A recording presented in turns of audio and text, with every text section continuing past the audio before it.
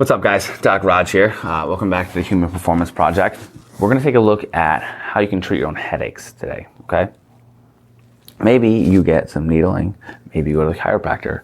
Maybe you get massages or you use lacrosse balls or you do your own massage, but this headache, this pain that you get at the top of your neck and this headache that comes along in this kind of C fashion around your head always seems to come back. That other stuff gives you temporary relief, but not for long. Then we gotta look at the underlying root cause, because all those things modulate the muscles a little bit, but they don't get to the root cause of normalizing the joint mechanics. So we have an upper cervical spine here. This is your head, right? Goes on this way. So on the back of your head, you get two little bumps. You can feel that right here, right? These bumps right here and your occiput. And then you've got C1, your first cervical vertebrae, also known as your atlas.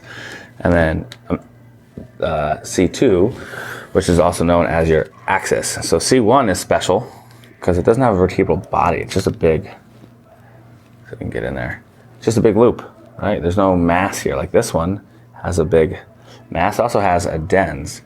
C2 is important also because that's where it transitions into a normal cervical vertebrae after that. So we get a lot of issues at C2 because of the structural changes there. Today, we're just going to take a look at how your occiput moves on your first vertebrae.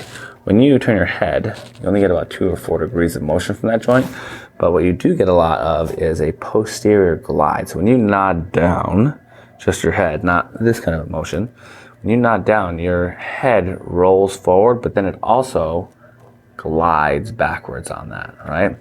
So it needs to be able to roll forward and glide backwards. And when you turn your head to one side, it also needs to be able to glide backwards that way. Or turning your head the other way, it needs to glide backwards on whichever side you're turning it towards. So those guys can be big contributors to headaches because if those joints are restricted, one, it turns the muscles on and they become sore, tender, overworked, and then a secondary source of pain. But it also affects the afferent nerves that go right back up into your head.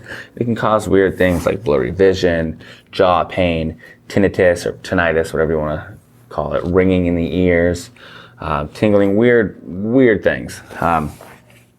So you can test that by just nodding down. If you don't get any nod or you get pain, that's a good indicator that you probably need to stretch it. So we're just going to take this mobilization belt. You can use a regular belt. This is just too thick, so I'm going to fold it in half. And we're going to find this area right below these bumps, right? And we're going to drop down. We're going to put the belt right there so we can pin C1 into that and then actively nod down to stretch that joint without everything following it. So here, find occiput, find those little bumps, drop right down below it.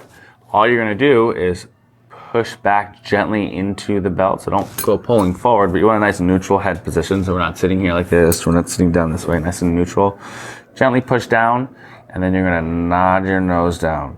If you get a good stretch with that, that's fantastic. You can hold that for, start off with like 5 sets of 5 seconds, and then you can increase to 10 sets of 5 seconds, and then increase to 10-second holds 10 times.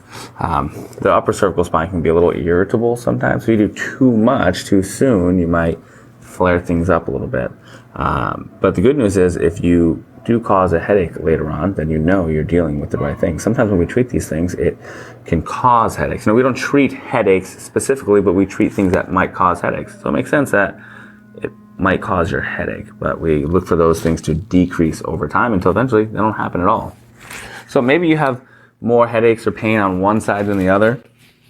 We can bias that by putting the belt in the same spot, and we're going to say it's my left side here. So what I'm going to do is I'm going to push back, and I'm going to gently side bend just the top of my head, my occiput here, right? Just like this, just to the side, just like that.